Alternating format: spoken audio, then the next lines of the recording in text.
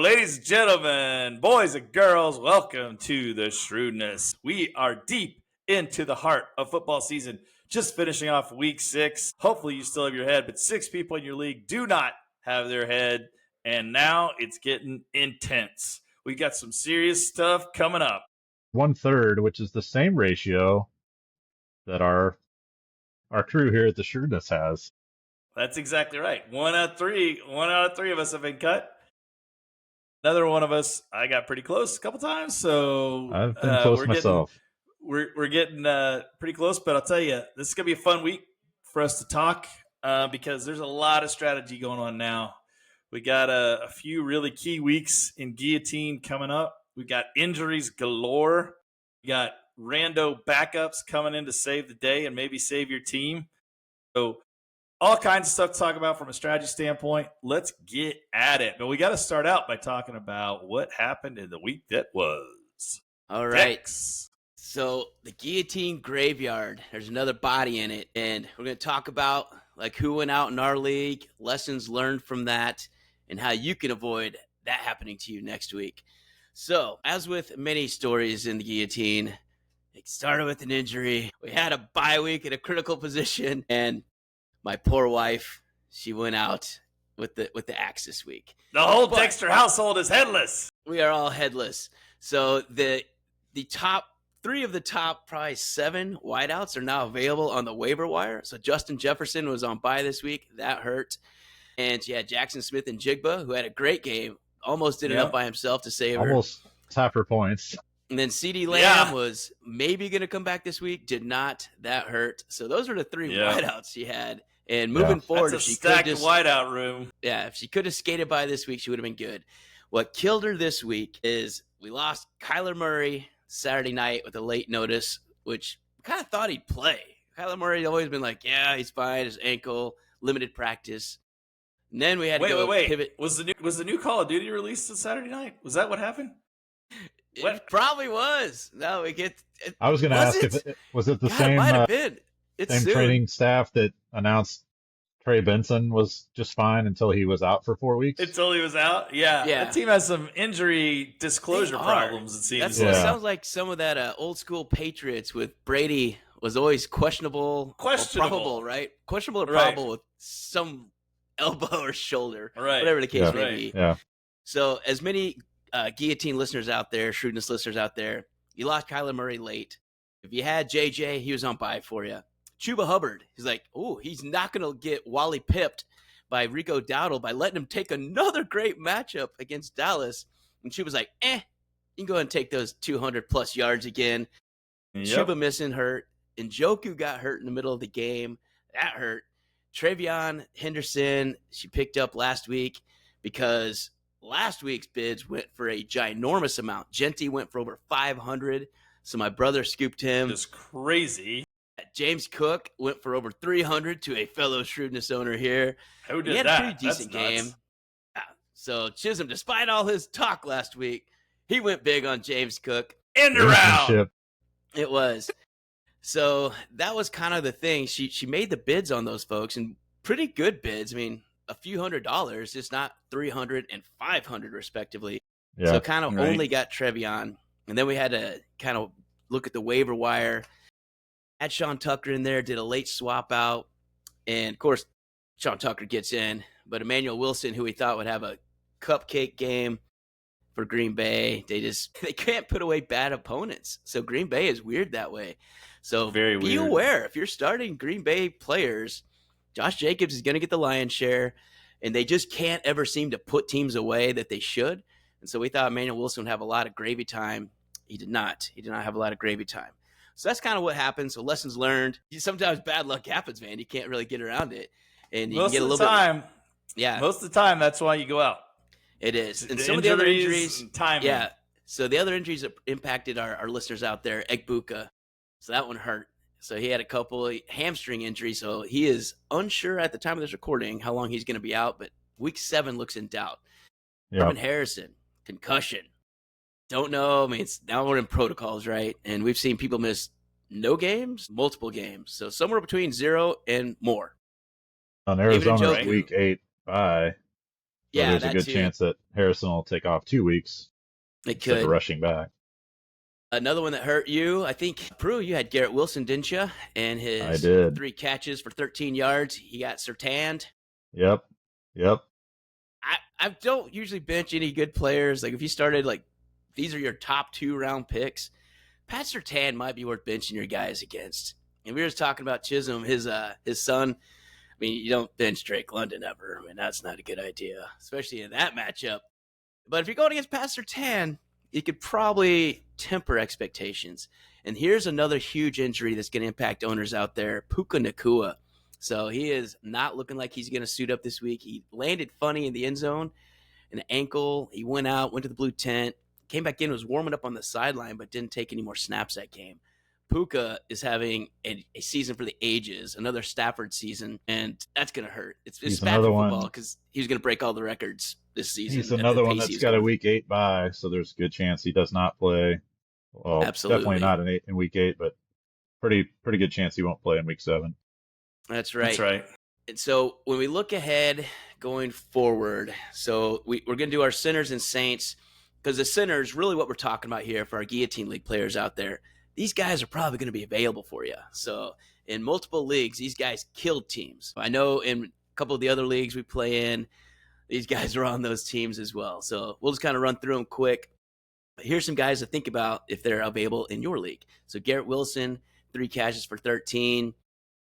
Chase Brown, so he was our Shrewdness spud last week. He hit. He was not good. Again, 9 carries for 42 yards, 2 catches for 7. So he got kind of held out from his receptions, and that's a killer. Yep. Saquon Barkley, and I want you guys to talk about it because we keep talking about him every week of kind of being on the sinners list. So 12 for 58, no touchdowns again, 2 catches for 9 yards. And I told you a couple weeks ago we did the in-game running backs. I'm like, I don't believe in them. And you guys were kind of mocking me. And I did it a little bit to get the conversation going. Just a little bit. Yeah, sure. But I also kind of believe it. I don't think he's a top 8 back this year. Now we've had 2 more weeks since that episode. I want to know where you guys are at. Pruitt, Saquon Barkley, top 8 back or not? No, I think not. The main reason, I mean, he's not run the ball well, but neither is Christian McCaffrey. Yeah. So what's the big difference is that they throw the ball to him. Catches. 10 targets a game for McCaffrey. Yeah. And it's like 1.5 for Saquon. I don't know why. I mean, he's an incredible athlete. You got to get the guy the ball. Yeah. And if you can't run the ball with him, too. He's not getting in the end zone. Yeah, but that, I mean, to me, the touchdowns are a nice bonus, but touches and just target share and involvement in the offense down the field are what produces high floors. Yeah, right? But touchdowns are nice when you get 18 a year and you can count on one every week, but that's only a small handful of guys that can do that. But what Philly's also doing is 4 straight tush pushes.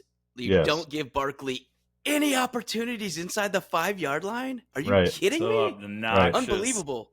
Or so it's Chisholm, like where are you at with him? It's like 1 from the 5, and he gets stopped at the 2, and they're like, okay, tush push twice. Tush. Right. So stupid. Well, statistically, Saquon's number 12 in running backs this year. Yeah. Way, way disappointing because you drafted him in the first round. Like, it's a huge drop-off. You know, it was one of those questions with Saquon was the age factor. It was a question when he went over to the Eagles. Is he gotten too old? Is that the issue? You know, was he done when he was in New York? He obviously showed he was more of a usage thing, not an age thing, though. True. Fair. Wear and tear. I don't think he's that old. It was wear and tear, right? They had run him to death in New York. At some point, all these guys hit the wall, unless their name is, you know, like Derrick Henry, Adrian Peterson, or Emmett Smith. He played forever. Emmett Smith. Well, I don't know if we should say Derrick Henry either. Even though he did have a good week this week, he finally had another Marcus 100-yard Allen, game. right? Marcus. So, like, the big difference, though, to your point is if you look at his catches, he has 19 catches this year. Christian McCaffrey has 46. So, yeah, I mean, that's a lot. That's a big difference. And if you look at their rushing, Christian has 336 yards rushing, and Saquon has 325. So they're the same running back. Yeah. It's just they don't. One's not catching the ball at all. Now, I do think the other problem is the offense. I don't like their offense or lack thereof in Philly. Like, it just it feels just stagnant and boring. And you've got all kinds of talent too. It's super all frustrating over if you have the AJ place, Brown. too. Super frustrating if you have Devontae. It's super frustrating if you have Saquon. The only guy that seems to be there's two guys that seem to be scoring in the last few weeks on Philly, and it is Jalen Hurts, Dallas Goedert, who seems to be getting all the red zone targets. Which, how is Dallas Goedert your main target on the I don't offense know. with Saquon Barkley, AJ Brown, Devontae Smith, and Jalen Hurts? What is going on in Philly? I mean, if this is the Philly special of new, I don't like it. This sandwich stinks. No. Like, I I'm a think Philly it's fan. Like, just what are we doing? extremely poor team chemistry is that's the only thing I can come up with, is that Jalen Hurts doesn't get along with AJ Brown or Devontae Smith or something. I stand by my worst best team ever assertion. Like, we talked so about much talent, but just something's not right. It's not fun to watch, and it doesn't click. I had AJ Brown on my team last year, and it was so frustrating the last 3 or 4 games of the season to watch him run slant routes and have, wide open. He ought to be clearly the number one target on that play, streaking toward the end zone with nobody within 5 yards, and Jalen Hurts throws some fade route to the sideline. Don't you feel like AJ Brown is the guy that you used to play? When we used to play backyard football, they would come back to the huddle every time and be like, "Dude, I was wide open on that play." Again, he's got to be saying that like every play. The last 2 weeks, they have started feeding AJ Brown, which is kind of funny, but he hasn't gotten in the end zone necessarily. But 6 for 80, I think, this week. There's nothing wrong with that. No. And he's kind of come around. So if he bought low on him a couple weeks ago, because as kind of a couple folks have said in my other leagues, he's not going to finish with 600 yards this season. AJ Brown's going to get his. And so he's starting to turn it around and get some catches. And he may have taken some tweets and some kind of, I don't need the ball, but I could sure use the ball more.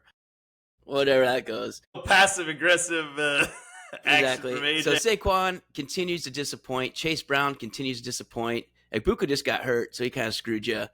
Another one of our in-game wide receivers, at least it was honorable mention, Cortland Sutton. He threw an egg for you, 1 for 17. That was painful. The Sauce got him. I think Sauce got Gardner. Sauce Gardner got Sutton this week. I guess that Denver defense got all of Fields. So Fields was an absolute egg. 45 yards passing. What? Brutal. And net passing wasn't it 0 because he got sacked 9 times? He had -10, I thought, at one point. I don't know. It was horrible. Like, the net was negative. Net was negative. But 45 yards technically.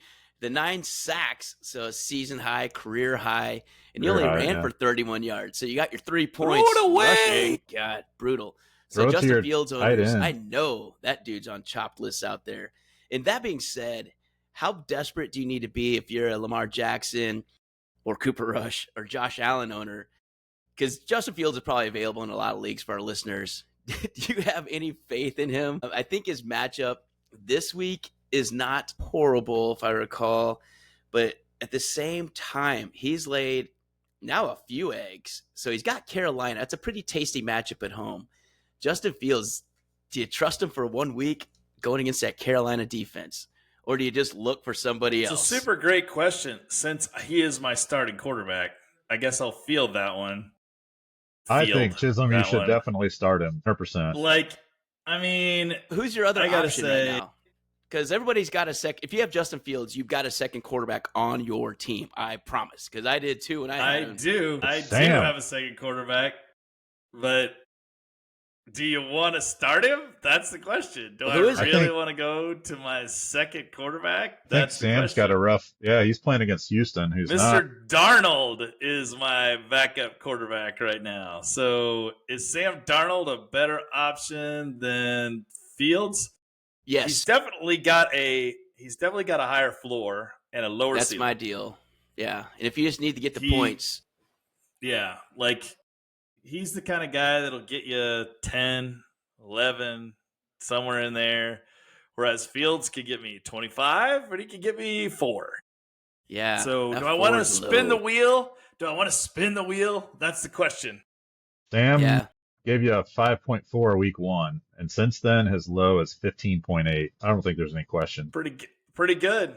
This is by far his hardest defense that he's played against. So True. and it's a Monday night definitely game. is. Do you want your final score to be determined on Monday night, the last game of the week? I hate It's that. always fun having a little bit of Monday night theater. Come on now. Oh, We all love man. it.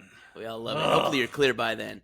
All right, staying Yeah. with the Jets. Breece Hall has kind of been, again, inconsistent this year. He's getting the lion's share of the carries. It's not that. But 22 for 59, no receptions this week. And obviously no touchdowns weird. in their London game. Boy, I just don't know. I don't have any faith in the Jets offensive players at all. I mean, I think at most right now, Mason Taylor, who laid an egg this week, I probably have the most faith in going forward because Garrett Wilson's going to be out. Fields has to throw to somebody. Right. Just by default, they can't all be run plays. So unless we do, remember Miami? I guess I say that, and they ran the Wildcat that one week when their quarterback went out and the backup quarterback went out. Yeah. Remember that? It was a long time ago, and they ran 3 running backs, just wildcatted the whole way.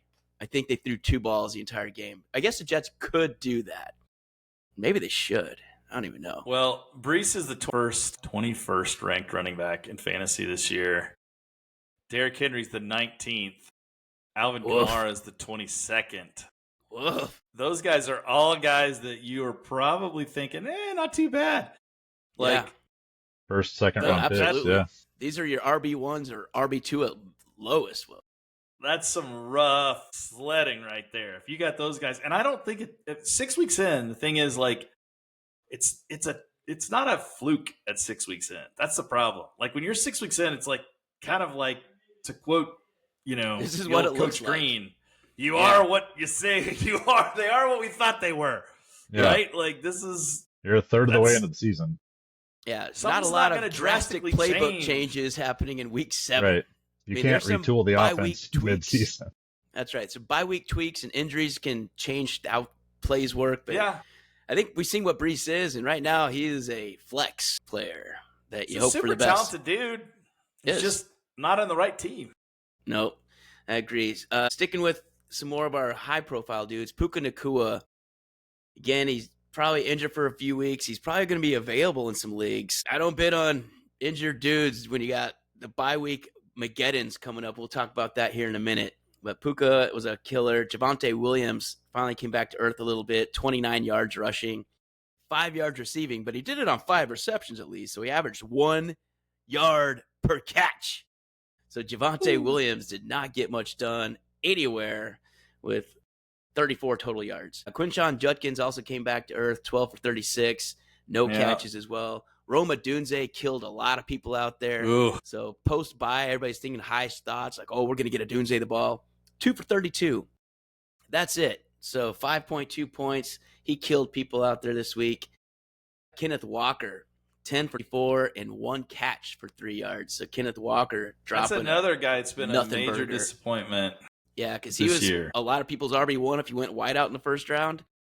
Yeah. RB2 if you went running back. And boy, he's had a couple duds, like really bad ones. Yeah. He's been on our sinners list a couple times in 6 weeks. For sure. So those are some of the biggest culprits this week that are probably going to be available in a chunkier leagues. Watch out for the injuries, obviously, from bidding. Get some updates before the waiver wire bids go in. And just be smart. Like Chisholm said, they kind of are who we thought they are. So Puka's still going to be a beast, but just win. I don't know when he's going to be back. That's a scary one. So here's the Saints. So we'll flip the script now. Here's the guys that saved your bacon. You're like, whoo, thank God I had him. So it started off on Thursday night. Cam Scattaboo. Boy, was that a performance. That was fun watching them just beat down that Philly. was awesome. Because I'm in a pick'em league, right? And so we have 58 teams in there. All 58 picked Philly. Not even one person out of 58 teams picked the Giants in a league where you want to have the most right games. You take chances, right? That is Why a in the great world would story. you have? Yes. That's how big of an upset that was. And Scattaboo was a huge part of that. 98 yards, 3 touchdowns, 3 backflips, 1 taunting penalty, 2 concussions. Scattaboo was a beast. That was a good one. For tight end, we talked about a little bit earlier, but Dallas Goedert had another great one. 9 for 110 and a touchdown because Jalen Hurts can only throw a shovel pass touchdown. Dallas Goedert, are we buying this? Is this fool's gold? Are they going to eventually start throwing to their best guys and giving it to Saquon at the goal line? Are we going to do shovel passes and tush pushes That's for the rest of the evidently season. it. That is the extent of their offense right there. I think that's it. So and it's been can working. You believe, though? I know Dallas Goedert, he's got to be a top 4 tight end, and he's been punching in, 4 touchdowns the last 4 weeks, I think? I think he has 5 on the year. So he's been amazing. It's just hard for me. I mean, he is good. Goddard, it's not that I don't believe in him. Is the 4th ranked tight end this year. Okay. He's got 5 touchdowns. Yeah, and I think he's got 3 in the last 2 weeks. He had 2 last week, 1 this week. That leads all tight ends. Yeah. So it's crazy. I still think I would trust Trey McBride. I don't know if I'm going to get Goddard into in-game tight end status yet. I might. I mean, especially for right now as you go through the bye weeks, because Philly doesn't have one in the next few. Like, they're week 9, so you've got a few weeks to ride them out. But the crazy part is he's only 84% owned, so there's still 60% of the leagues you could still go get Dallas Goedert, which is unbelievable because there's 12 teams left. How in the hell is he not starting? Right. I want to be in that league. I need to be in that league.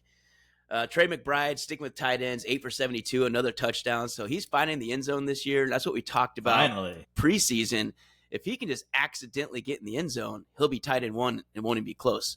And well, so notice who wasn't quarterback when he caught that touchdown pass. Well, that's true. I mean, Brissett instead of Kyler Murray. But Kyler Murray threw it to him last week, so I'm not too worried about that. Taylor, my God, Taylor just keeps dominating. So 123, another touchdown, and 4 more catches. So that's what's kind of funny is Jonathan Taylor, he's getting more catches this year. I mean, did you guys expect him to have more catches this year than every other year he's been in there? I mean, he's always had a couple, but I feel like he's been more featured on these dump offs. That's a big surprise to me. He's got he's got 20 catches, which ironically is more than Saquon, as we were talking about. Yeah. And he's run for 603 yards. So that's what's crazy is I mean, he's clearly in terms of, I know that McCaffrey is technically the number 1 running back just by a hair. Yeah. Just by a couple points. Jonathan Taylor is so trustworthy. If you're truly going like running back, emphasis on running. Yeah. Then Taylor is your guy. I mean, McCaffrey has become a receiver out of the backfield. It's basically what he is. Yes. I mean, he's not really running the ball that much. Absolutely. And to our earlier point, they can't run the ball. So what's the best thing you can do to get your best player involved, right? Yeah, absolutely. They're not doing that in Philly, and it's maddening why you can't figure that out. If you're a Saquon owner, you're like, I don't get it. He doesn't look slower than me. He doesn't look like he lost 30 pounds in the offseason. Right, and to some degree, A.J. Brown too, right? You're probably get in the ball in reverse. Athletes, do something. I mean, and you can't get them involved, and that's why they're struggling offensively. Versus San Francisco, that's like, hey, everybody in the stadium, we all know who the best player on the field is. We're going to get him the ball, and no matter. Be creative to how we do it. The other side of that argument is people, like you'll hear commentators say, well, they're just going with the scheme. They took him out. How is Puka Nacua not being keyed on by people playing the Rams? And he has, 55 catches in 5 weeks? I mean, they don't know what's going to Puka. They seem to be able to make it happen. So you can't tell me you can't scheme up plays for your best players. That is BS. I don't believe it either, because I know that a lot of times they will like double a guy to try and limit his touches and everything. But like the best coaches get their players the ball. I mean, I've never seen Andy Reid not been able to get Travis Kelce the ball. Yeah. Like if he really wanted to get Travis Kelce the ball, he's going to get Travis Kelce the ball. Like I will make a play happen. And they do it with pre-snap motion. If you listen to Tony Romo or Greg Olson or any of those guys that used to play football, they're like, okay, the guy's going to motion. Look, clearly it's a man defense because the cornerback went with it. That's why they do it. They wiggle them just to see what the defense is. So it gives the quarterback pre-snap read on what defense he's seeing.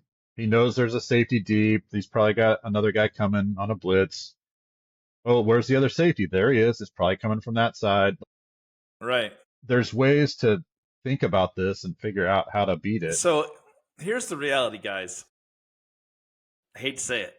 The reality is your quarterback's got to be able to recognize those things. Yes. And I like Jalen Hurts as a human being. Seems like a solid dude. Like kind of dude I'd like to hang with, but he doesn't see that stuff. Like, he doesn't see it. And that's why that, like, you can have that good of a team from a talent perspective and still look this bad and still win. Like, because you have that much better talent than everyone else. Well, but the thing is, you can't specifically get the ball to certain people.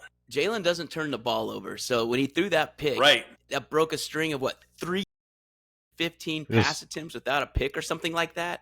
It's crazy. That's unreal. Something like that. It was like 290 something at the start of that game. Yeah. And so the thing is, he's always going to take the Charlie check down. He's going to take the safe route, the safe pass, so he doesn't turn the ball over. In their offense, that's usually a recipe for success.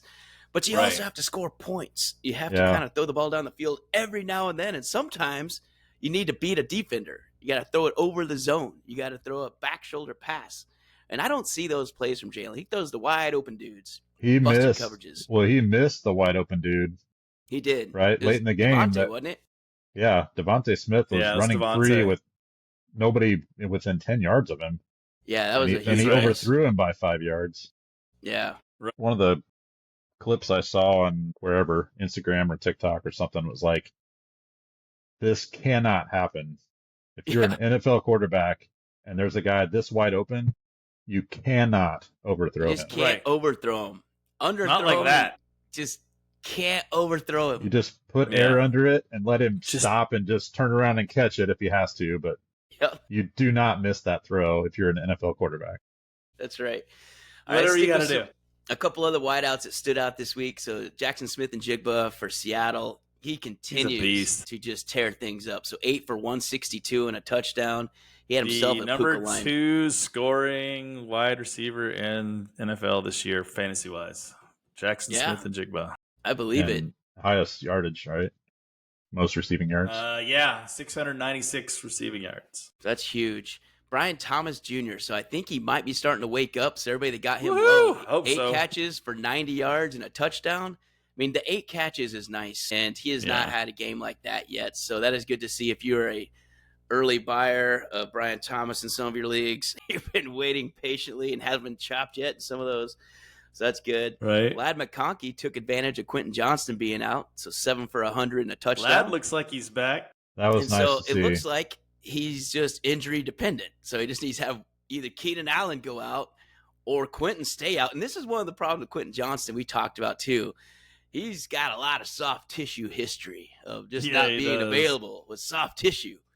Permanently a nail in his, a thorn in his side. Devon Achane had a great game. So 128, 2 touchdowns, 4 catches tossed in there as well for 22 more yards. So Achane was probably the number 4 fantasy running back in the NFL this year. Yep. Devon Achane. The concerns about him being hurt with his ankle, apparently it was just all a smoke show. So he seems just fine, hasn't looked impacted by that at all.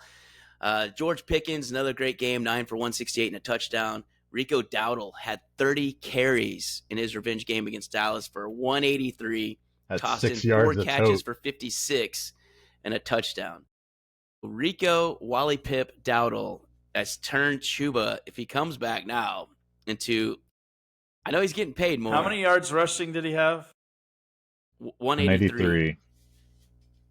And so 200 for the last season week. he's had 472. Yeah. That's taking advantage of opportunities right there. Yeah. Yeah, huge. And it helps when you got to play against back-to-back just horrible defenses. So that helps. Kayshon Boutte. So we were on the fence with Kayshon Boutte. He's thrown some eggs this year.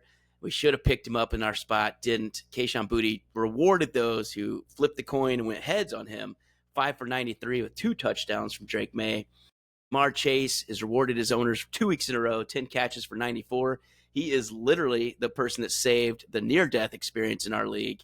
That last-second garbage touchdown drive where he got 3 catches, I think 30-some yards in that thing, and a touchdown. That was the difference in our league for the savior. I mean, you got to give that guy props. A couple other ones. We had Bijan. Wow, he put on a performance.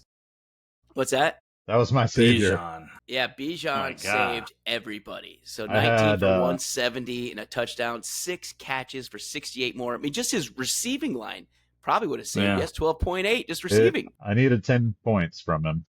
Yeah, he did it just catching the ball for you. After I had one guy that hit his projected total and 6 others Man. that fell short. And then I had Bijan going on Monday night, needing 10 points to stay safe. And I had that on one play on his 81-yard touchdown run early That in was the game. very helpful. Bijan is the second best receiving running back this year in the NFL. He's got I noticed that. 338 yards, which is still 100 yards behind McCaffrey. Yeah, McCaffrey's getting it all on the ground. His rushing is basically passing short passes. The Yeah. stupid part is that I noticed Bijan has 38 targets, Yeah. which is a lot of targets in 6 games. And he's second in the league to McCaffrey, who has 60 targets in 6 games. 60. Jeebus, He's getting 10 passing targets a game. Okay. And those are Catching like 80% of them. 4 Passing. yards at a time, right? So he's catching And- most of them. And 108 rushing attempts. So in Wow. total, he's touching the ball, what? Let's see, 140, say 17, like 20 some times a game. It's insane. Again, he's the Iron Man for San Fran this year. It's kind of funny. One last performance that got everybody through. So if you didn't have one of those guys, you had Drake London. So 10 for 158 and a touchdown. And there are some other good performances this week, but those are the ones that stood out. So we're going to go into the second part segment, survival strategy. So what do we need to do to make sure we're not on the block next week? So Pruitt's going to go through kind of fab advice, what to look at considering bye weeks coming up, and kind of run us through that. So Pruitt, over to you. Yeah, so there's several different things that I would think about as a fantasy owner this week. Number one is that week 7 is a short or a mini bye, right? There's only 2 teams on bye this week. The bigger concern is thinking ahead to next week when there's 6 other teams on bye. Yeah. So The team's Baltimore and Buffalo this week. So obviously it's Cook and Henry, Allen and Jackson. Those are pretty good guys. Flowers for me is on bye this week, right? So there's still good players, don't get me wrong, but unless you overloaded and drafted 2 or 3 from the same team or happen to get guys from Baltimore and Buffalo, you probably only have 1 or 2 guys on bye. We're looking at a team in our league that has 5 guys on bye in week 8, right? And that is very concerning. I would have already been planning for that before this week, but anyway, that's a lot of your fab strategy this week Mageddon. should depend on what you have for buys in week 7 and week 8. Those are 2. I mean, this week is maybe tough to get through if you have one of those top 2 quarterbacks or something, but week 8 is really the look ahead problem area for a lot of teams, I feel like. And you got to be thinking about it this week because Yes, everybody's going to be thinking about it next week. that's right. You want to jump on it early. You want to be spending now to plan ahead for, fielding a lineup for week 7, but also looking ahead at what you're going to field in week 8 and dodging your 2 or 3 players or 4 players on bye. So fab strategy this week. It's still fairly early in the season. Values of players are going to continue to drop as teams go out and more players are available. Thus, you don't need to spend as much in future weeks. But if you're on the low side of your league, maybe you're consistently finishing in the bottom third. You need to spend some money this week because you may hit some desperate teams next week that are going to spend $500 on a Genti or $300 on a James Cook, and then you're left out, right? So because of my team structure and because of all the early injuries I had to overspend before now. So I'm light on chips or light on fab, whatever. Yeah. But you got Trey Benson though. Well, then I dropped him. That's right. I don't have him actually, so so I probably shouldn't be coaching people on how to use fab effectively because.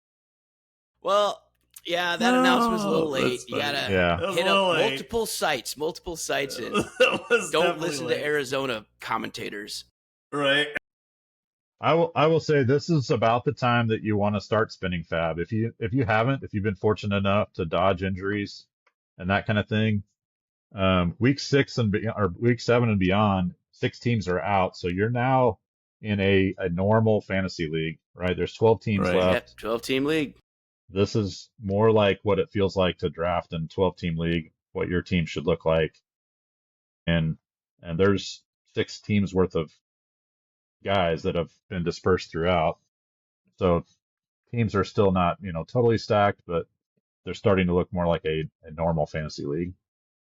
I And if you look think at the, go ahead, Prue. I think for week 7 and beyond, you should maybe be looking at a max spend of a couple hundred. If you start seeing some in-game players that you can get for 250 to 300, that's probably worth it.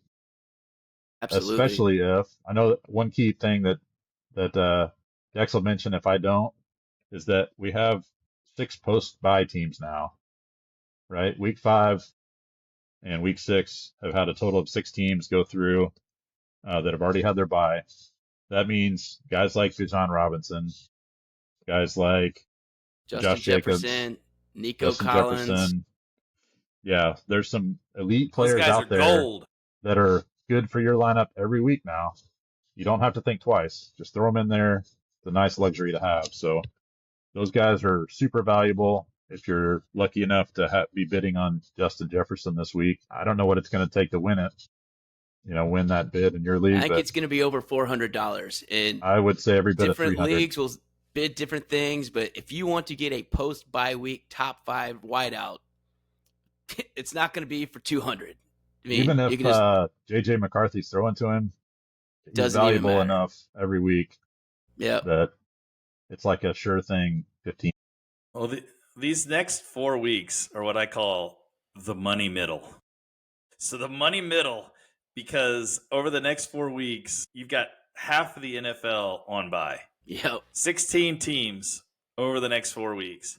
So if you can make it through the money middle, you're probably going to have a good shot at being in the money at the end, because this is the part that people don't navigate well. They generally don't think ahead. They don't think about the fact that it's like, they check their lineup on Tuesday morning and they're like, oh, crap, I got a bunch of guys to buy this week. And it's like, then panic bidding. So if you can, don't just think about this week. Think about the next 4 weeks and like what you're going to need each week, and start bidding accordingly. To Pruitt's point, like, this is the time to spend your money. If you had to spend it before now, life is not great. I had to do it in one league. I had to spend some money because I was like, oh, God, I was getting dodgy. But, now's the time. I had to spend to survive week 4, and I barely did.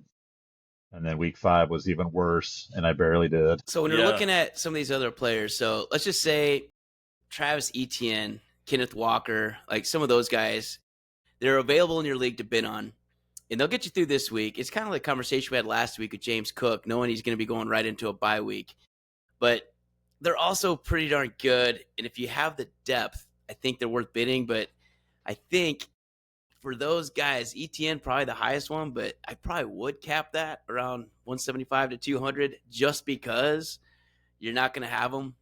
But if you need a running back this week, and you'll get more guys back. So if you got James Cook and Derrick Henry as your 2 running backs, and if that's your situation, you probably need to spend more to make sure you have a legit number 1, because that is what can kill you. Lessons learned from our chop team this week is, Right. Wow, again, $300 to $500 is a lot.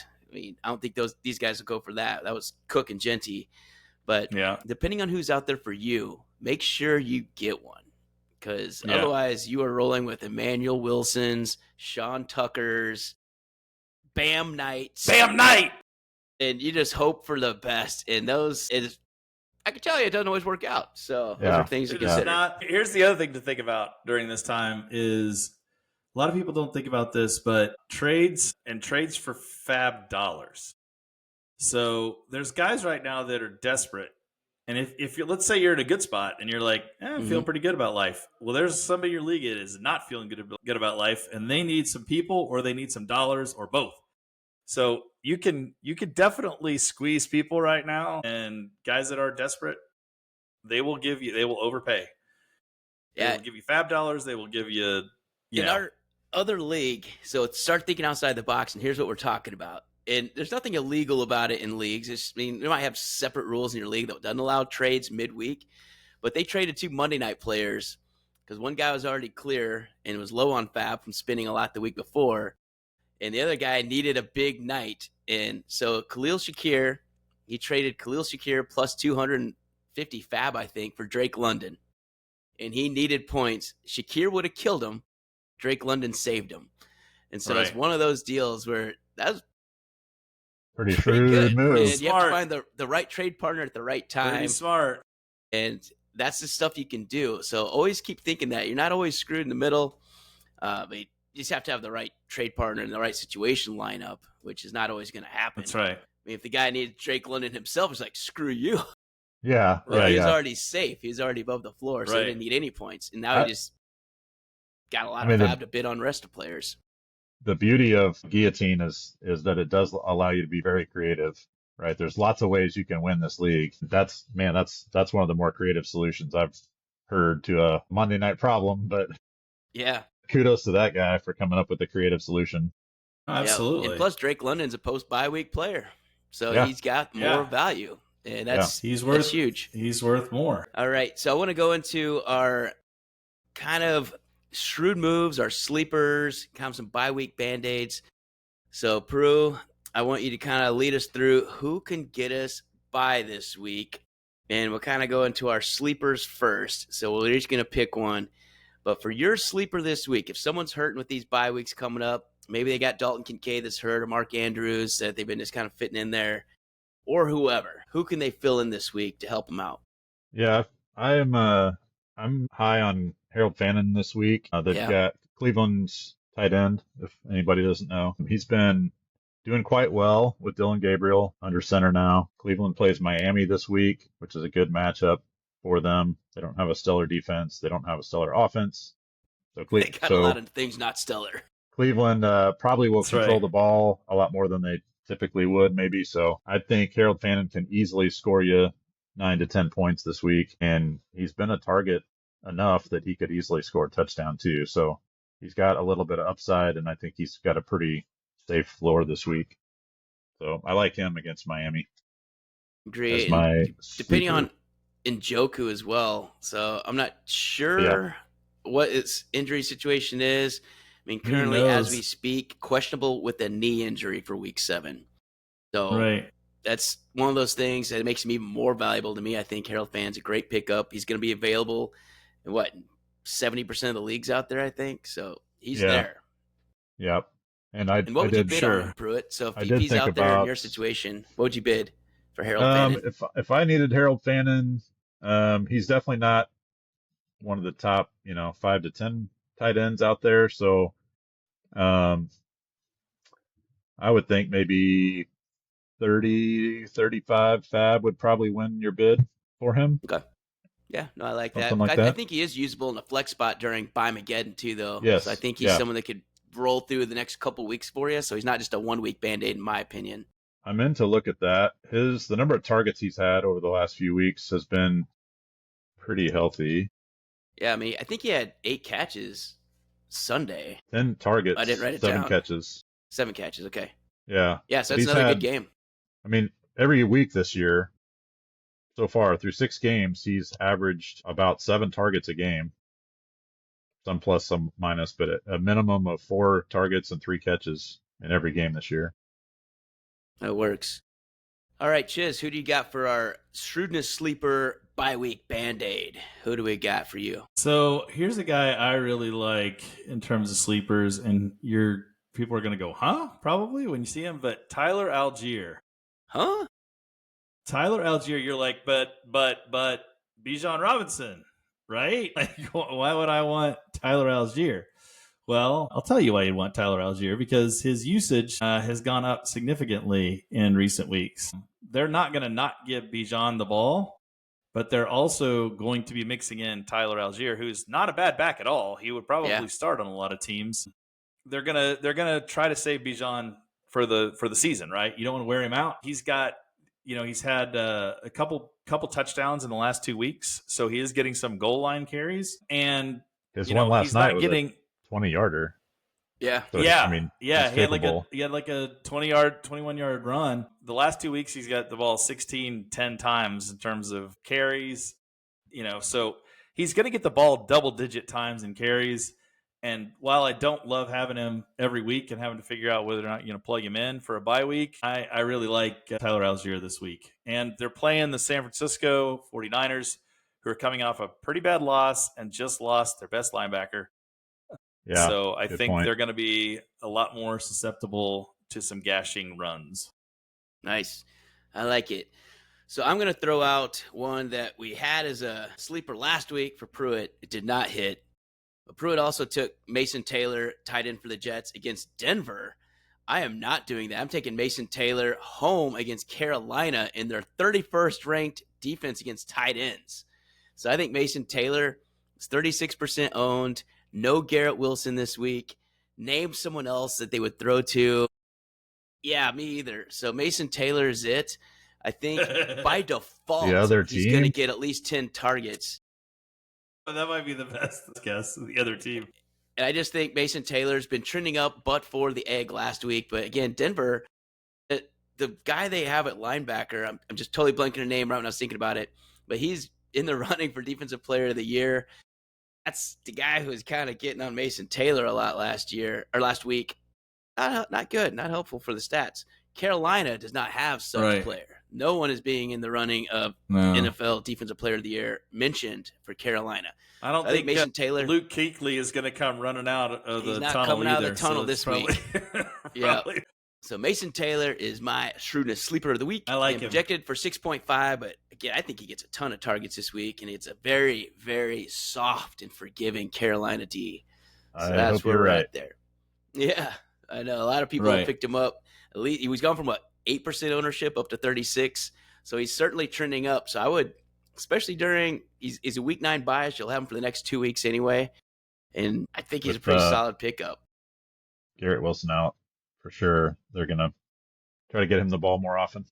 That's right. Yeah, that's right. All right, so now we're going to go into some waiver wire and fab priorities. So here's some dudes to target all across the board. So we kind of went through our centers. A lot of those dudes will be available, but they're not all high dollar guys that'll be there. So Chisholm is going to talk about some of the dudes to look at that, and kind of like maybe some people to give up on too. And there are a few of those as well. There are. There's a few people, and let's also talk a little bit about. Let's talk about the waiver first. So there's some questions out there. One of the questions that I would have for the audience and the team here at the Shrewdness is what to do with CD Lamb. He's playing this week. Is probably playing. They say he's gonna play if all goes well tomorrow at practice, which I imagine he will end up. Now the question is, how much usage is he going to get? They've actually done pretty darn good without CD Lamb, right? The passing game has not slowed. CD Lamb and not be better though. It will be better as long as he's healthy and feeling like himself and being able to run his routes. But he's probably available in some leagues because he's been on the bench. Yeah.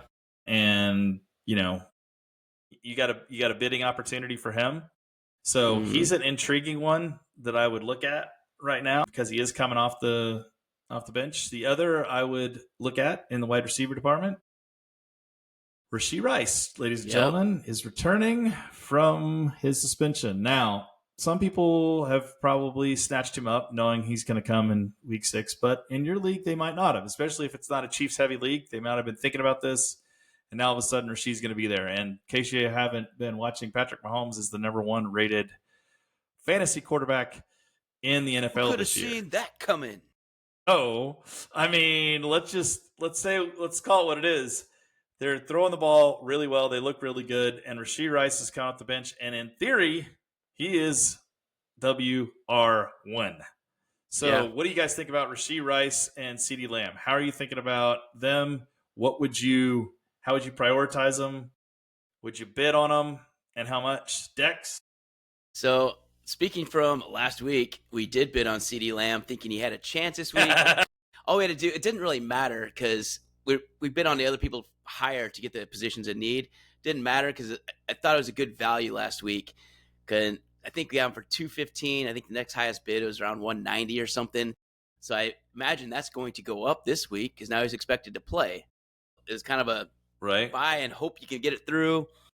And I like, CeeDee Lamb's an in-game wideout. I think if you can get him anywhere close to 200, it's a steal. But I think now his value's probably gone back up to the high 2s, low 3s, depending on your league and who's got the money and positions in need. But CeeDee Lamb, I've got if he's playing, he's going to be really good. And as far as Rashee Rice, he's probably the one I'd be more skeptical about. Most teams have been holding on to him because they drafted him not knowing, or I guess just hoping for the best. I mean, you can hang on to players. We don't recommend that here at the Shrewdness, hanging on to a corpse for 1/3 of the season. Weeks. Yeah, that's kind of stupid in our opinion because you could have just sat out there on waivers or hurt somebody else and probably got cut anyway and bid on him. Right. Rashee, though, we expect him to come back in as the number one. But Xavier Worthy is still good. Kelsey's still good. Hollywood Brown just had 2 more touchdowns last week. What will he look like week 1? I don't know. So I'm not afraid to bid on him, don't get me wrong. But as far as what to expect, I'd really hope he is my flex player this week if I'm bidding on him. Okay. I'd spend way less. I'd probably be in the low 100s, vice upper 200s for Lamb if I'm bidding on both of those. How about you, Prue? Okay. So in week 7, I think CeeDee Lamb is a risky pick, somewhat. One bad hit or one tweak, something like that, and he's probably Kelsey immediately knocks going him out. Yeah. Right. So I think he's probably immediately going out if he tweaks anything, and they'll play it safe. Rashee Rice, I think, is a little stronger bid for this week, just that he's ready to go. Physically he'll be ready to go. He hasn't had much, or he hasn't had any game experience, game speed type stuff. So he'll maybe take a little bit of time to get up to speed and back into the groove of an NFL speed game. The concern I have with both of those guys, interestingly enough, is that they're both going to get Surtained in the next 4 weeks. Yeah, we've turned him into a verb. You don't get Surtained. Yeah. So CeeDee Lamb goes against against Philly, Denver, yeah. In week 8. So he's kind of limping along this week, and then next week he's maybe back to full strength, but he's going against Surtain. Just in time. Yeah. And then Rashee Rice. Yeah. And the Chiefs face Denver in week 11. That's right. And they've got him twice on the schedule. They haven't played him yet. Yeah. Well, CeeDee Lamb also has a bye in week 10, so he's going to go from a week 10 bye to a week 11 Surtain. Right. That's not good. That's right. So a couple more I want to throw at you guys that are available in a lot of leagues that could be, I think they will be taken this week. I want to get you guys' thoughts on. Kayshon Boutte. I think it's Boutte is definitely streaking and getting a lot of attention right now, and his quarterback's looking really good, Drake May. So he's one I want your take on. And the other is one Jackson Dart. Are you a believer in Jackson Dart? Is he the real deal? And do you hang your franchise on his upside? All right, Dex, start with you. Boutte and Dart. So Boutte, I still like him, but I think he's just going to be inconsistent week to week. He's going to be more boom or bust, not that consistent high floor that we value. But again, if you need to hit a home run because you got a bunch of low projections and you need to hit somebody that's got a higher chance of a higher ceiling, Boutte is one of those guys. He's shown that he can get a 100-yard game. He's shown he can get 8 to 10 catches a game. Last week, 2 touchdowns, obviously, 90 yards. But Stephon Diggs, they clearly shut him down after his humongous week 2 weeks ago against Buffalo. Stephon Diggs is still the number one target. Hunter Henry's still going to get his targets. That's why Boutte is going to be up and down more, but you could say the same thing about Stephon Diggs, right? So I think Drake May is really good about throwing to the open guy. I think he's really maturing quickly as a quarterback. I like that aspect. And staying with quarterbacks, go with Jackson Dart. He looks the part, and he runs a ton. God dang, I didn't know he ran that much. And he's got a little moxie. He does it the right way.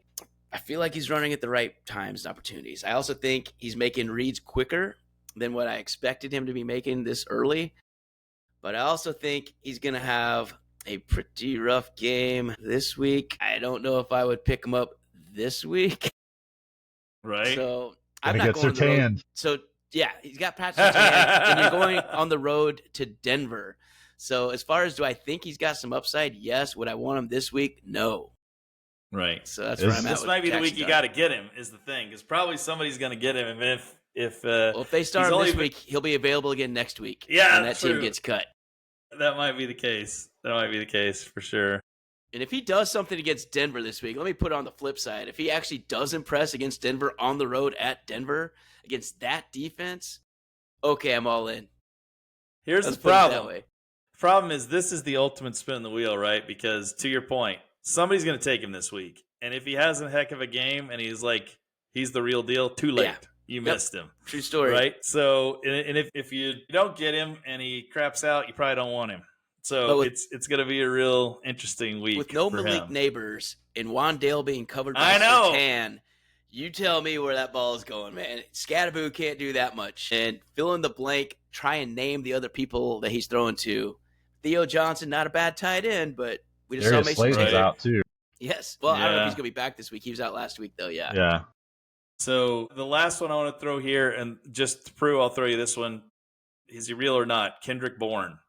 Am I buying Kendrick Bourne? He's had a couple big weeks in a row receiving. Yep. He looks like he is clicking with Mac Jones. They played together before.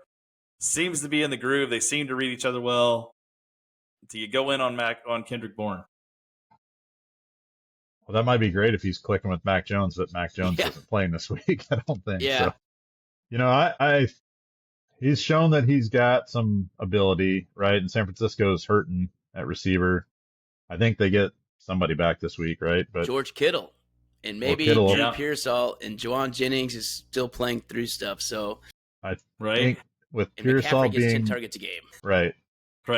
That's the killer is that Kittle's coming back and McCaffrey's they're not gonna change anything about what they do with him, right? So I think part of Kendrick Bourne's target share is going to go to Kittle, and if Pearsall happens to come back to you this week, I think that's going to further water down Kendrick Bourne's opportunities. So I still like him. I think he's probably got 3 to 4 catches and he catches the ball for long, big plays, 20-yard plays and stuff. So that yardage adds up. I think he could score you maybe 8 to 10 points this week, maybe 4 catches for 50 yards or something. But yep.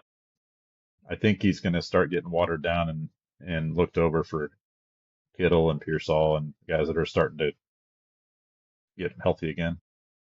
All right, let's shift it to, I'm going to throw a couple now out. Is it time to cut bait on these guys? Okay. There's a couple guys that are out here that are very widely held and they are not producing if you look at where they're falling in the standings. Throw the first one out. Dex, give it to you first. One, T. Effin Higgins. He's got 52 fantasy points for the year. Yep. Are you sticking with T. Higgins and Joe Flacco, the ageless one, or is it time to cut bait? Well, because Joe Flacco came in and on the road at Green Bay had a better game than I thought he would, having basically reading the playbook in the plane and learning it on the fly in 3 days. He still got it to T. Higgins 5 for 62, and he got Jamar Chase 10 for 94. So the fact that he hit his 2 main guys a lot, I'm going to hang on to him. He's still going to be my flex wideout. Okay. I don't want him as a top 2, though. I want him as my flex. So if there's somebody out there I can get, I'm bidding on him, and I want to put T. Higgins in my flex spot. But do I believe in him? Yeah, I'm not cutting bait with him yet. Okay. Prue? T. Higgins would never be on my team to start with. But if you had him. If I had him, I agree with Dex. I think Flacco, I mean, there's a reason that Flacco floats around all these teams, right? Yeah, he's old, but he still throws the ball well. He does. He's smart enough to read defenses, and that's a huge benefit.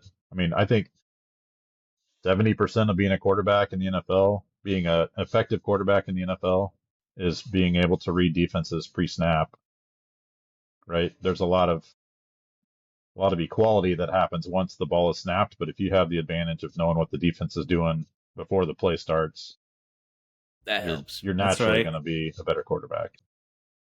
All right, I'm going to go to the tight end position, and I'm going to throw out a guy who a lot of people were high on before the season started, Mr. T.J. Hawkinson. Prue, you got T.J. Hawkinson. Let's say you got T.J. Hawkinson on your team. Are you still holding out, hoping he's going to have the return to T.J. Hawkinson of old, or is T.J. Hawkinson now what he is, which is a 6-point-a-game guy?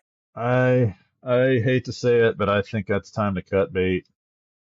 I think there's lots of other options, and tight end especially is extremely dynamic on touchdown scorers and that kind of thing. So it's, for me, the only stability in tight end is consistent targets. And with a team of Justin Jefferson and Addison and Mason that are going to hog 90% of all those targets, I would say Hawkinson's the guy that's left out. The odd man out. Dex, I know you got a special place in your heart for TJ. So I'm on the flip side. Again, I think he is not what he is 2 years ago. If you're expecting that TJ Hawkinson to come back, that guy's gone. But is he useless now? I don't think so, especially with a post-bye week TJ Hawkinson going into what you just mentioned, 16 teams going on by the next 4 weeks. I think TJ can rock you through all 4 of those weeks because we're going to be losing all sorts of people. Again, Andrews, Kincaid, Bowers, McBride, Laporta, Njoku, Mason, Goddard, Otten, fill in the blank, Ferguson, Kelsey. All those dudes are going to be on bye in the next 4 weeks. I'd be happy to have TJ Hawkinson fill that spot because who else is going to be there? I just told you all the guys that are out. So now you're picking them through the super scrap heap, and they might be on bye too. So I like Harold Fannin, like we talked about for our sleeper. He's one of those I would kind of like, but he's got a week 9 bye. So that's not too helpful. So TJ Hawkinson can get you through this gauntlet, the money month. And TJ Hawkinson, again, post-bye, he's had 2 more weeks to kind of heal up whatever's been bothering him because he hasn't looked right. And I think they make a concerted effort to get TJ Hawkinson the ball more after the bye. I mean, it's against Philadelphia, which I'm not too worried about. Biggest problem is who's throwing the ball. Carson Wentz, I'd actually feel a little bit better. J.J. McCarthy, now I got to see what he can do again. It should be J.J. coming this week. We're going to have to see what that looks like. But I do trust TJ Hawkinson good enough. Right. Like, I don't think I want him. He's not my in-game tight end at all. Yeah. Can he get me through the month? I think so. Last one I'm going to throw you guys on. Should we cut bait? This one's one that I am going to have to deal with. Mr. Isaiah Pacheco. On a high-powered offense, they score a lot of touchdowns. He's only managed 42 points over the course of 6 games as the starting running back for the Kansas City Chiefs. Dex, would you cut bait on Isaiah Pacheco?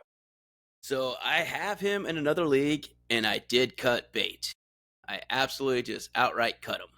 Frankly, it's because there's a lot of people who can get 42 yards and no catches each week. So I can just pick a matchup each time and find a dude on the waivers I think can probably do the same thing. And now that we're in 12-team league, right? There's only 12 teams left.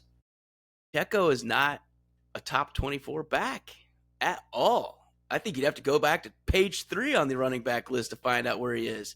So Pacheco, I don't have any trust with him right now. And maybe they're saving him for December. But, man, I got to get to December. So I'm cutting bait on Pacheco and trying to find my way to somebody better, especially since he has a week 10 bye. So it's not like you're getting him for a ton. I mean, if you need him right now to fill a bye week, okay. But that's about the extent where I'm at with Pacheco. How about you, Prue? Yeah, I hate to say it, but I'm looking. I mean, he's cracked 9 points once this year. Yeah. Right, and that's throw our sleeper pick every week is trying to get you 9 points. Yeah. And he's widely owned and is barely cracking 9 weeks. He has not been what we thought. I said last one, but I do want to give this one because it's a very similar comp, except he's a guy that is widely held because of his potential upside. Same production. Travion Henderson. Is it time to cut bait on Travion Henderson? He's only produced 46 points in 6 games. Everyone loved this guy coming out of camp. Everyone loved what he did in the preseason. Is it still there? It just hasn't hadn't had the opportunity, or is he just what he is? Prue, what do you think with Travion? So the only you keeping him? let me pull up his profile, his games so far real quick. I can help you. Terrible, crappy, and poop, and all the emojis that go with it. Yeah, so I gotta agree. He's cracked 10 points twice versus Pacheco's once. What I was hoping to see was more like week 1. Week 1 he had 6 targets. Yes. And that's been the difference. He hasn't sniffed that since. No. He's averaging 2 to 3 targets a week and 9 carries a week. You're just not going to get the volume that it takes to score like a in-game running back will. You can't rely on 4 points to get you by every week. So I think you got to be out. It's hard to wait him out anymore. We got rid of his backup with Gibson. And Rafumble Stevenson is Rafumble'd so many times, even this season. They just won't give him the opportunities. So I am probably out. At least I'm not bidding on him anymore. And if he blows up and I miss out on him, so be it. Yeah. He'll have the week when he doesn't. But unless Rafumble goes down and has a hamstring, some soft tissue injury, I just don't think they're going to give him the opportunities. I don't get it. I don't know why, but they just won't pass to him. They don't give him the ball. It's just like the Chiefs. I think they view Drake May as a passing quarterback, and they're going to throw the ball downfield more than dink and dunk. Yep. Yeah. I mean, because neither of those running backs are getting any production. No. Right. And it's very similar to the starters not getting any Stevenson and Travion are very similar to Hunt and Pacheco. I mean, again, going through these weeks, they really are. If we already have him, he's someone you could put in your flex spot. But again, if you're counting on him for your running back 1 or 2, you got to look elsewhere. And if you have better flexes, like better tight ends or wideouts filling those flex spots, feel free to dump them. That's kind of where I'm at. So yeah, and that's hard to say. God, he had so much hype going in. He was like getting drafted like in the top 50 in like every single league. Yeah. That's the scary part about the rookies. You never know. It is. But then and if you can say what's the last fantasy running back out of New England that you wanted to have? Just think about that for a bit. Let's just move on to the next segment. We don't have that much time. We don't have that much time. Like, I can't even think of the last fantasy running back for New England that I wanted to have. That's how long it's been. No, let's go on to this past week. We'll talk about just some of the kind of last studs, duds, MVPs. So Chase saved everybody. Kaimani Vidal. I want to get you guys' opinion on him. Ugh. So it was supposed to be Hassan Haskins, who I will say was the worst fab pickup last week across all leagues. Because all experts, I got him in one of my leagues too. And initially on Monday and Tuesday, Vidal was not even on the active roster. He is still on the practice squad. So they demoted him back to the practice squad after last Sunday, which to me meant, must be Haskins. Maybe everybody's right. And everybody seemed to be Haskins. Nope, it was not. So Kaimani Vidal, are you in on him now? And I know people that didn't get Haskins got Vidal just in case. Is it really going to be Vidal going forward? Do you guys believe in Vidal? I mean, he saved people's bacon last week because that was a bye-week Band-Aid like no other, a Hail Mary at best. But is Vidal someone you're going to trust moving forward? It's certain Haskins, I'll tell you that much. I don't want either of them. That's kind of where I'm at too. They both. I feel like Harbaugh is one of those guys that I think what this week showed to me, and I think Pruitt, you were talking about earlier, is it's like Vidal got in and he was like, "Hey, he's looking pretty good today. Like, we'll give him the ball more." That could happen with Haskins. They could be like, I don't like the way Vidal's looking today. We're going to go with Haskins. I mean, neither of these guys are a starter in the NFL. Yeah. Period. And you're on a team that runs the ball a lot. Yeah. Or that wants to run the ball a lot. So they're probably going to get some opportunities, some volume, but I just can't see it. And maybe it's because I've been recently burned on Haskins. I don't know. Let me know what you think, Prue. No, I'm in a similar boat. I think there's a lot of flash in the pan just because of how the game flow is going, who they played, and all that kind of stuff.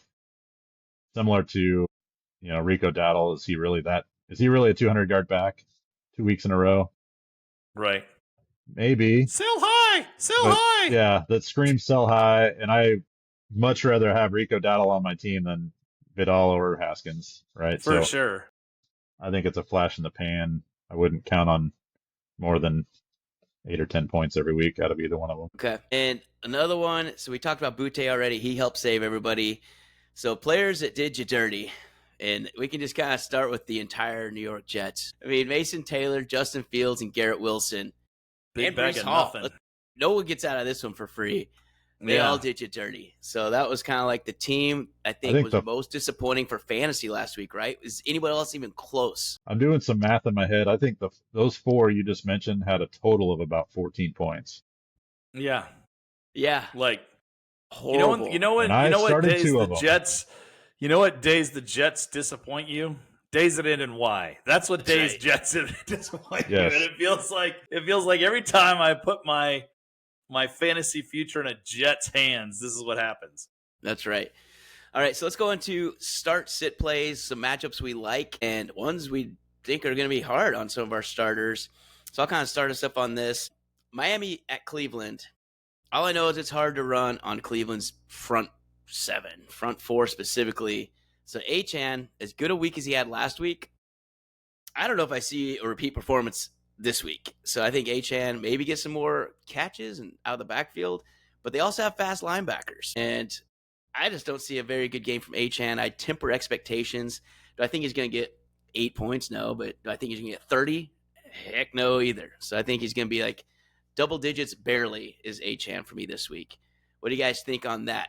What's his projection, though? I don't even know. It's usually pretty high because he catches so many damn things.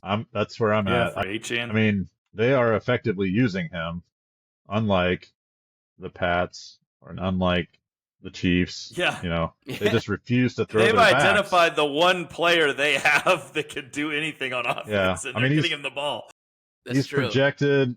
Yeah, he plays Cleveland this week, and he plays Atlanta next week. 32 and 31st easiest defenses, or said another way, the hardest 2.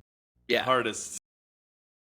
Yeah, those are not good That's stats not for looking for upside. Not a good setup. I agree. Yeah, so if I you're don't looking at prop bets, I kind of like the unders for this week on Achane for rushing. Yeah. But I would say he's going to get at least 7 targets.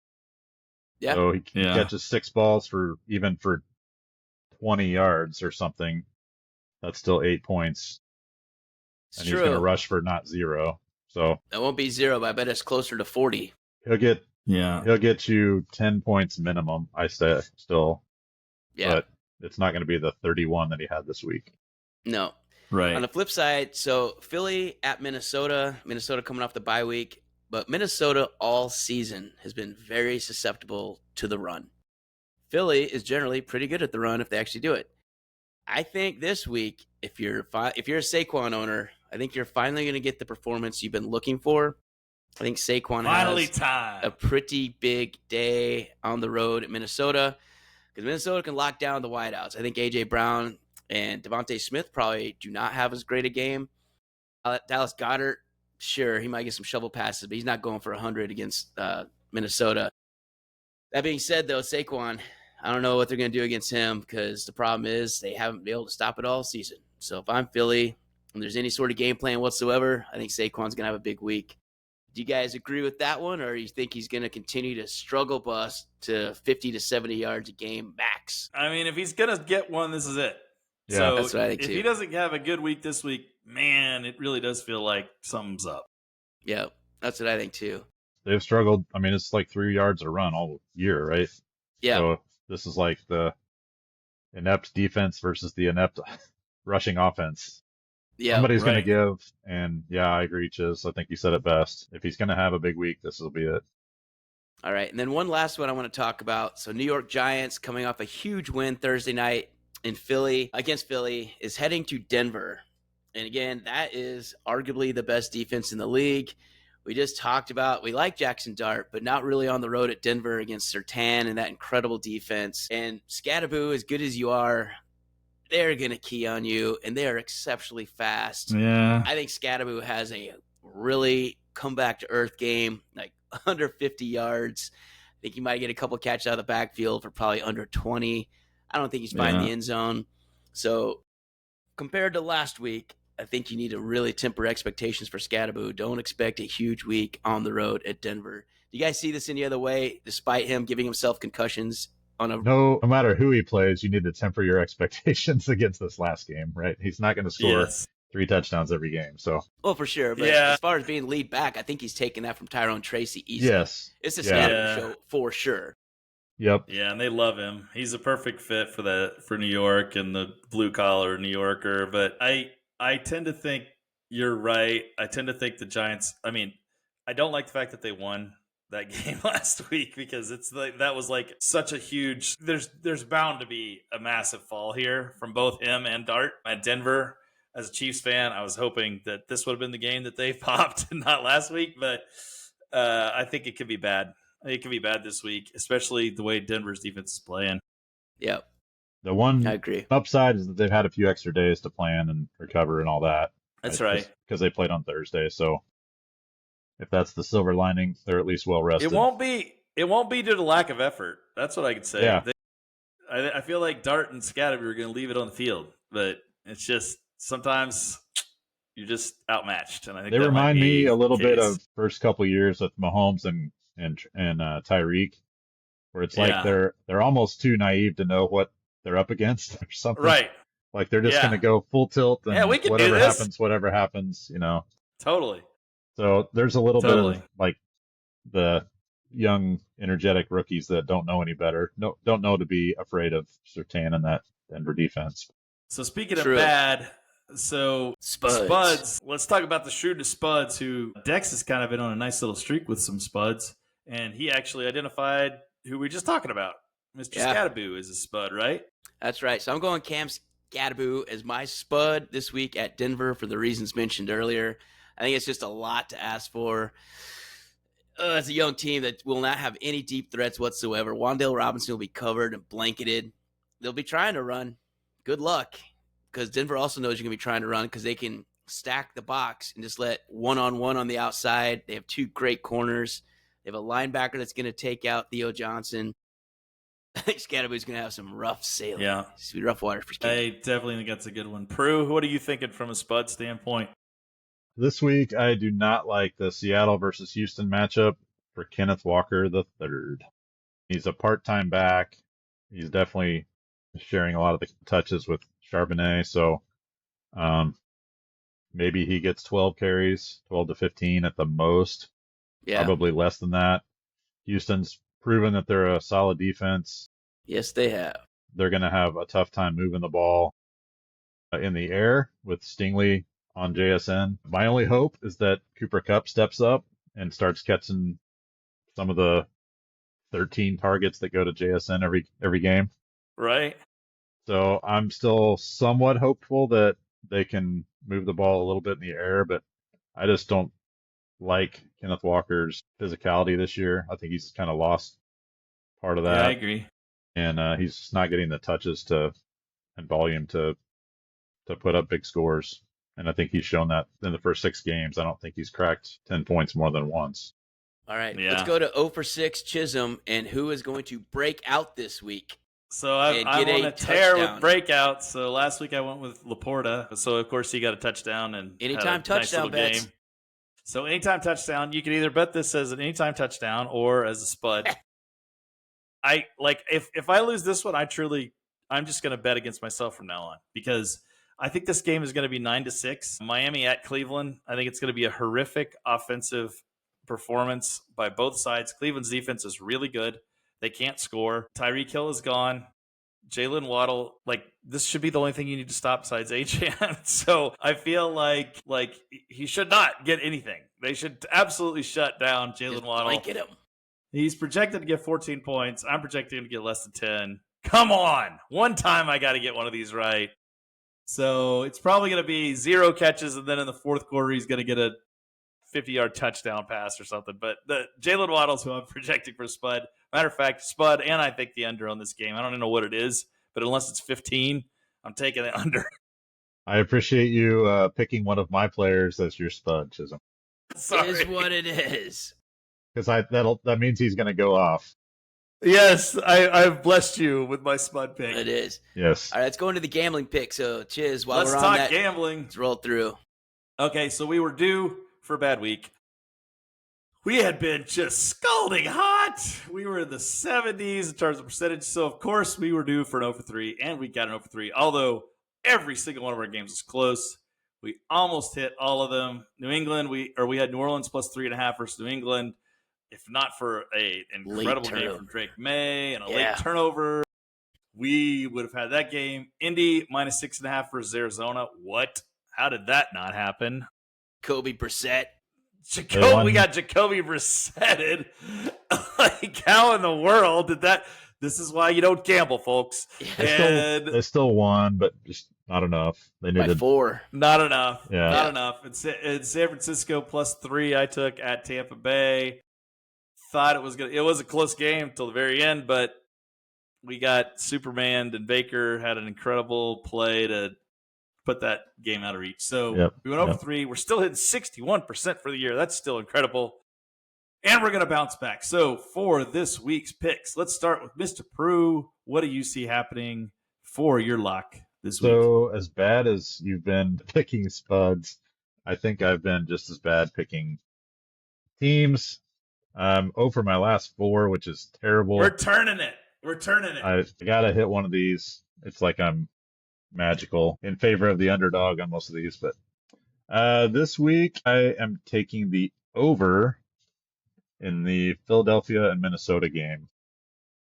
That might surprise some of you, but I think with the quarterback play from both teams, I think it's better than I think it has put upside to be much better than what it's been. For sure. And then, like we mentioned earlier, I think Saquon has a good game rushing the ball, and that's kind of what fuels Philadelphia's offense, right? If he starts running the ball, then they have play action. They have RPOs that Hurts keeps and runs around the end for 20 yards at a time, that kind of thing. So that's right. It all keys on Saquon. I think he has a good game, and that opens up their offense. And then Minnesota, no matter who they're starting at quarterback, they've got weapons galore. They've got KOC calling the shots offensively, and they'll put up, 24 points pretty easy. So I think this looks like a 24-21 game minimum and has potential to go over that.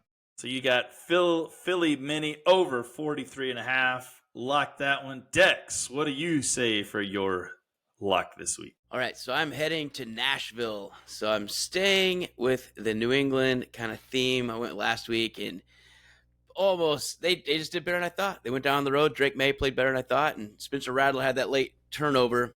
Tennessee is really bad. So that being said, I think it's just going to be low scoring. I think Mike Vrabel says, screw you. I don't like that you fired me. Look what I can do to this team. I think it's going to be not many points coming from Tennessee at all in their 31st ranked scoring offense. Yeah. I don't think New England or Tennessee scores hardly anything. 10 points, which gives a lot of leeway, a lot of runway for New England to put up 31. I think 10 would be a really good week for them. I do, the way too. They've been scoring. I do. And while I like New England minus 7.5, I think that's kind of probably pretty good, too. But if it's 7 for some reason, I think it's going to be a low-scoring game. That's the short of it. So New England, if anybody's going to be one scoring points. Tennessee, I just don't see it. There's not been any week I've said, wow, they've really turned the corner. Tony Pollard and Calvin really Ridley. Look good. Said no one ever. This is impressive looking. It's never impressive looking with Tennessee. They're the worst team in the NFL. Worst offensive. Like, I was looking at their receivers. Horrible. And it really is the worst receiving core that I've seen in a decade on that team. Like, there's nobody that should be getting thrown Ridley the ball. And Io Manor. Okay. Tajay Spears might come back and have 10 catches this week. He could. I don't think they're going to score much, though. So, again, I think New England wins this pretty easily. I think they just run out the clock. Rafumble, as long as Rafumble is way out of the game. And then go to Travion. Sounds good. I think Drake May controls this game. I think it's going to be under 42.5. So, New England, Tennessee, under 42.5 in a very low-scoring affair in Nashville. Chisholm, what do you got? Lock it. So I alluded to this game before, Cleveland, Miami. This is the all-drama game, and I love the all-drama game because I think we got 2 drama angles here. One, I'm going to go ahead and predict that this is Mike McDaniel's last game. So this is the game that the axe falls on him. It's been hanging above his neck. I personally like him. He's quite entertaining, but probably wouldn't like him to be my head coach. Cleveland has a lot of drama too. There's a lot of calls for Shedeur. Give Shedeur a chance at this point. Gabriel's doing A fine. lot of people are asking for Shedeur because I think Cleveland's one of the few teams that I don't think has broken like 15 points, if I want to say, for the whole season in a game. Woo. I want to say that might be right. Check me on that, Prue, while I'm talking. But I think their defense is really good, and they're at home, and it's usually this about time that the weather gets really for crap in Cleveland, and Miami's coming up there from sunny Miami, and they got no weapons. And I wasn't joking when I said 9-6. I could easily see this as a 9-6 game, but I am going to take Cleveland because I think they're going to do enough.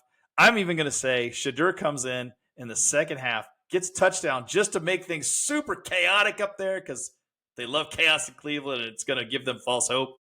And Mike McDaniel gets fired as a result. Cleveland -2.5 versus Miami. Lock it up. Was I right on my stats, Pruitt?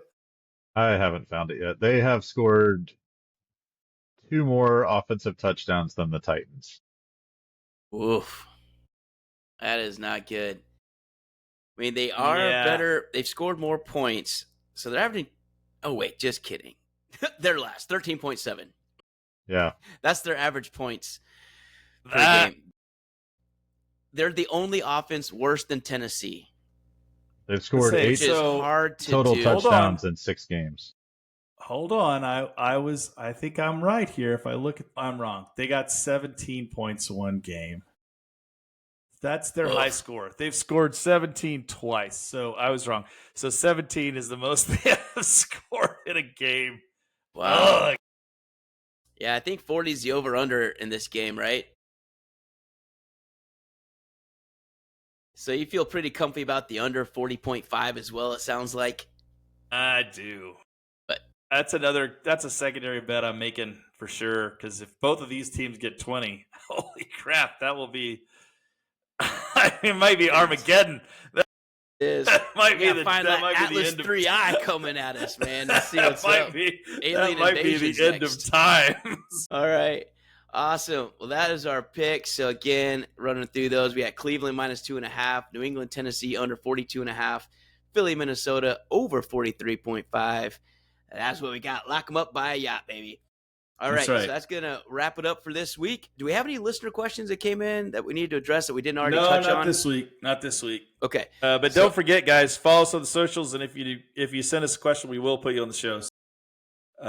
Send a question on any of the socials, or you can email us to our email address, and we will check it out. Sounds good. All right, we'll try and keep your neck through the Buy-Mageddons, which start this week. And best luck to bidding. We kind of gave you our best thoughts on who to target, what to do, who to kind of be wary, kind of some start sits. Hopefully that helps you keep your head this week. So until next week, we talk about how we did this week. Till then, stay shrewd. Stay shrewd.